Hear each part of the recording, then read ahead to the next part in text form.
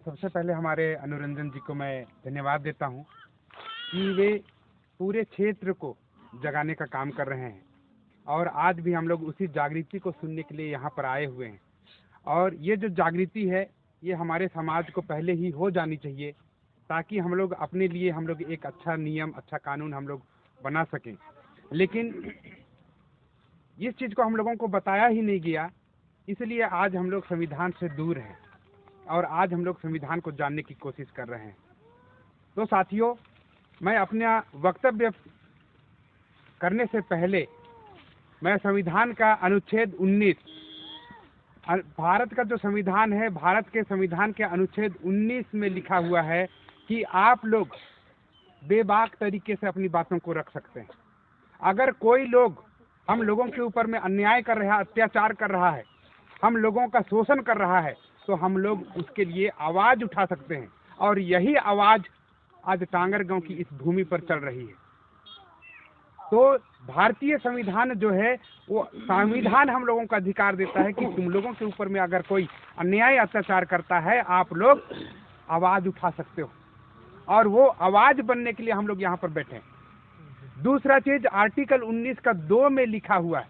कितना में? 2 में लिखा हुआ है कि तुम लोग निरायुद्ध सम्मेलन कर सकते हो, सभा कर सकते हो। आज यहाँ पर बैठ करके हम लोग निरायुद्ध, युद्ध करने का कोई मामला नहीं है, किसी से लड़ना नहीं है, किसी से झगड़ना नहीं है, लेकिन हम लोग शांतिपूर्वक अगर कोई बात कर रहे हैं तो वो हम लोगों का मौलिक अधिकार है।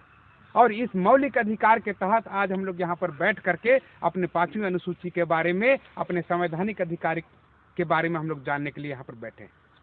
मैं आज यहाँ पर बैठे हुए तमाम मेरे साथियों को, माताओं को, बहनों को, भाइयों को मैं बताना चाहता हूँ, अगर हम लोग संविधान की धारा 340 में जितने भी ओबीसी के लोग हैं उन लोग आते हैं, 341 उसमें जितने भी शेड्यूल कास्ट के लोग हैं उन लोग आते हैं, और 342 में हमारे आदिवासी लोग आते हैं। 5वीं अनुसूची में लिखा हुआ है कि जो लोग शैक्षणिक रूप से पिछड़े हैं, जो लोग सामाजिक रूप से पिछड़े हैं, जो लोग आर्थिक रूप से पिछड़े हैं, वे लोग 5वीं अनुसूची में निवास करते हैं। और जो 5वीं अनुसूची में निवास करते हैं, ऐसे लोग, ऐसे एरिया को शेड्यूल एरिया कहा जाएगा। और शेड्यूल एरिया माने अनुसूचित एरिया में हम लोगों को अपना नियम चलेगा। और ये जो नियम है 5वीं अनुसूची में नियम, जिसको हम लोग बोलते हैं रूढ़ी प्रथा, ये आर्टिकल 13(3) का में लिखा हुआ है। कहाँ पर लिखा हुआ है? आर्टिकल 13(3) का में लिखा हुआ है, जहाँ पर आदिवासी लोग, शेड्यूल एरिया में अनुसूचित जाति के लोग, जनजाति के लोग 2 जन, 4 जन, 5 जन, 10 जन किसी समस्या को लेकर के बैठते हैं तो उसका निराकरण कर सकते हैं। तो यहाँ पर हम लोग जो समस्या यहाँ पर अगर हम लोग देखेंगे टांगर गांव में अभी सरकार के द्वारा, शासन प्रशासन के द्वारा उत्पन्न किया जा रहा है, उस समस्या से लड़ने के लिए नियम और कानून कौन बनाएगा? हम लोग बना सकते हैं, आप लोग बना सकते हैं। जब आप लोगों के पास में नियम और कानून बनाने का अधिकार है तो ये कलेक्टर कौन होता है? हम लोगों के ऊपर में नियम थोपने वाला? ये सुप्रीम कोर्ट है क्या? आर्टिकल 13 का पहला नंबर को पढ़ेंगे, उसमें लिखा हुआ है कि हमारा जो मौलिक अधिकार है, उस मौलिक अधिकार का एक मात्रा या एक बिंदु कलेक्टर कम नहीं कर सकता है। तो हमारे ऊपर में लागू कर सकता है क्या? जब कलेक्टर को ही पावर नहीं है, तब हम लोगों को आर्टिकल 13(3) का बोलता है कि तुम लोग नियम बना सकते हो। कौन बना सकता है? यहाँ का मालिक बना सकता है। और ये मालिक आज बैठ करके ये घोषणा करता है। मैं सोशल मीडिया के माध्यम से उस कलेक्टर को चैलेंज देता हूँ, अगर वो हमारे संवैधानिक अधिकार के विरोध में जाता है तो हम लोग उसके ऊपर में देशद्रोह का केस लगाएंगे। और ये देशद्रोह का जो मामला है वो केवल और केवल यहाँ का मालिक ही कर सकता है। मैं आज इस टांगर गांव की भूमि पर हमारे पंच परमेश्वर के बीच में बैठ करके, खड़े होकर के अपनी बातों को रख रहा हूँ। साथियों, ये जो घटना है हम लोगों को समझने की आवश्यकता है। बाबा साहब डॉक्टर भीमराव अंबेडकर ने कहा था, जो लोग अपना इतिहास नहीं जानते उसे इतिहास सबक सिखाता है। मैं आप लोगों को एक बात बताना चाहता हूँ, हम लोगों को पुराने समय में द्रविड़ कहा जाता था, उसमें SC ST OBC ऐसा बिल्कुल नहीं कहा जाता था। सभी को क्या कहा जाता था? द्रविड़ कहा जाता था, द्रविड़ियन कहा जाता था। यानी यहाँ पर आप लोग अगर चौहान लोग हैं, यादव लोग हैं, महकुल लोग हैं, उरांव लोग हैं, कंवर लोग हैं, डोम लोग हैं, घसिया चमरा, जो भी लोग हैं, सारे लोगों को एक नाम दिया जाता था, वो भी द्रविड़ियन। और इनका जो पुरखा है, अगर आप लोग देखेंगे, अगर शेड्यूल कास्ट के हमारे मान लिया जाए कोई जिसको हम लोग सतनामी बोलते हैं, सतनामी लोगों के वो में देखेंगे तो कोई लोग बघेल लिखता है कि नहीं लिखता है? उरांव लोग क्या लिखता है? लकड़ा लिखता है। क्या लिखता है? लकड़ा लिखता है। वही द्रविड़ियन लोग यहाँ पर लकड़ा, टोप्पो, एक्का, मिंज ऐसा गोत्र बना हुआ है। वैसा ही सभी जातियों में बना हुआ है। वैसा क्या है? सभी जातियों में बना हुआ है। इसका मतलब हम लोग एक जगह से आए हुए लोग हैं, एक पुरखे की औलाद हैं। अभी वर्तमान समय में 21 मई 2001 माइकल बामसाद ने एक DNA रिपोर्ट बनाया। वो DNA रिपोर्ट क्या है मैं आप लोगों को बताना चाहता हूँ। हम सभी लोग यहाँ पर आदिवासी लोग रहते हैं और आदिवासी लोग प्रकृति को मानते हैं। मानते हैं कि नहीं मानते हैं? और प्रकृति में आना और जाना लगा हुआ है, मरना और जीना लगा हुआ है। जन्म लेते हैं तो मरना तय है, ये है कि नहीं है? लेकिन मैं आप लोगों से पूछना चाहता हूँ, स्वर्ग और नरक को कौन देखा है? जिंदा आदमी जा नहीं सकता, मरा हुआ आ नहीं सकता, तो स्वर्ग और नरक किसने बताया? ये हम लोगों को भटकाने के लिए बनाया गया है स्वर्ग और नरक का खेल। मैं आप यहाँ पर बैठे हुए तमाम लोगों को बताना चाहता हूँ, हम लोग द्रविड़ियन लोग प्रकृति को मानते थे और प्रकृति के नियम के अनुसार अपना जीवन यापन करते थे। आज यही प्रकृति को मानने वाले लोग आज 6743 जाति के टुकड़ों में बटे हुए हैं। तो इसी को माइकल बामसाद ने देखा कि भारत के लोग 6743 जाति में क्यों बटे हुए हैं। तब उन्होंने क्या किया? महकुल का, उरांव का, कंवर का, डोम का, सारे लोगों का खून को लिया। क्या को लिया? खून को लिया। और खून को लेने के बाद में उन्होंने DNA रिपोर्ट बनाया। उसने उन्होंने पाया कि आपका DNA यानी मेरा DNA और आपका DNA एक है। क्या है? एक है। DNA एक है। और हम लोगों का जो DNA है, उस DNA का नाम है L3MN।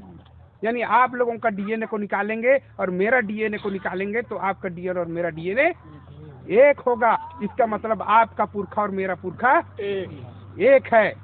इसको हम लोगों को जानने और समझने की जरूरत है। जब आपका पुरखा और मेरा पुरखा एक है, इसका मतलब आपका परिवार और मेरा परिवार एक परिवार है। और एक परिवार के लिए अगर भाई के ऊपर में कोई भी अन्याय करता है, अत्याचार करता है, तो दूसरा भाई को उसके समर्थन में खड़ा होना चाहिए। होना चाहिए कि नहीं होना चाहिए? आज बाबा साहब हम लोगों को बता के गए कि तुम लोग अपने इतिहास को जानोगे। जब इतिहास को जानोगे तो तुम लोग एक जगह में आओगे और एक संगठन में रहोगे। आज दूसरी बात मैं बताता हूँ आप लोगों को। आप लोग झारखंड जाएंगे, वहां पर बिरसा मुंडा को आप लोगों ने सुना होगा। सुने हैं आप लोग? बिरसा मुंडा 1885 में अपने लोगों को जागरूक कर रहे थे। और मामला क्या था? यही जमीन का मामला था। किस चीज का मामला था? जमीन का मामला था। वहां पर दिकू लोग माने विदेशी लोग आकर के हमारे जल जंगल जमीन को छीन रहे थे, लूट रहे थे। तब वहां पर बिरसा मुंडा हमारे लोगों का नेतृत्व करते हैं और नेतृत्व करने के बाद में वहां पर 25,000 लोगों को इकट्ठा करते हैं। और इकट्ठा करने के बाद में उन्होंने कहा कि तुम लोग यहाँ के जो मूल निवासी लोग हो, अपने लोगों से मत लड़ना। तुम लोग अपने लोगों से मत लड़ना, जो तुम्हारे अधिकार को छीन रहे हैं उनसे लड़ाई लड़ना।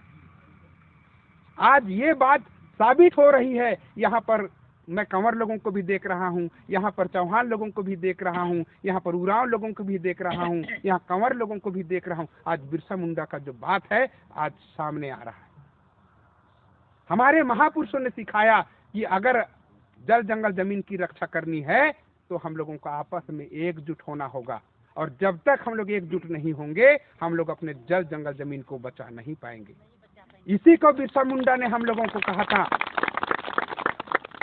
इसी को बिरसा मुंडा ने कहा था, तुम लोग अपने मान सम्मान और स्वाभिमान की रक्षा नहीं करोगे तो तुम लोग अपने बहन बेटी की जल जंगल जमीन की रक्षा कैसे कर पाओगे।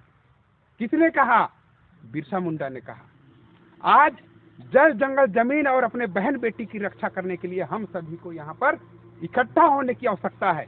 बिरसा मुंडा ने हम लोगों को रास्ता दिखाया, उन्हीं के यानी पद चिन्हों पर चल करके हम लोग ये आज़ादी हम लोग लेना चाहते हैं, ये अधिकार को लेना चाहते हैं। जिस दिन हम लोग अपने महापुरुषों को याद करेंगे उस दिन हम लोग ये लड़ाई को जीतेंगे, और ये लड़ाई जीतने के लिए हम लोग पैदा हुए हैं। आप लोगों को सुन करके ये हैरानी होगी कि यूनाइटेड नेशन ऑर्गेनाइजेशन 1982 में एक बैठक हुआ। उस बैठक में हमारे पूरे पृथ्वी में 193 देश हैं। कितने? 193 देश हैं। 193 देश के लोग वहां पर बैठे। उसके बाद में एक डिसीजन हुआ, एक निर्णय हुआ। उस निर्णय में कहा गया कि कोई भी व्यक्ति दूसरे देश में जाकर के राज नहीं करेगा, दूसरे देश में राज नहीं करेगा। जब ये हमारा देश है, हम लोग मालिक हैं, हम लोग यहाँ के मूल निवासी हैं, तो दूसरा हम लोगों के ऊपर में शासन चलाएगा? नहीं चला सकता ना। इसी को बाबा साहब डॉक्टर भीमराव अंबेडकर ने कहा, ना लोकसभा ना राज्यसभा, सबसे ऊपर ग्राम सभा।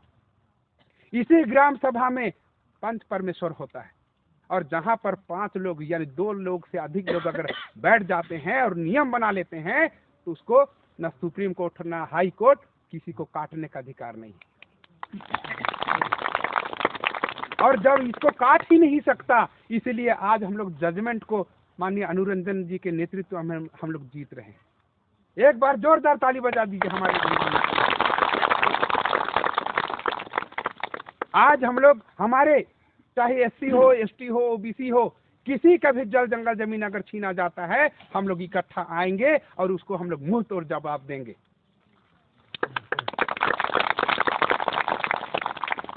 साथियों, अभी वर्तमान समय में मैं भारत मुक्ति मोर्चा का प्रदेश अध्यक्ष हूं।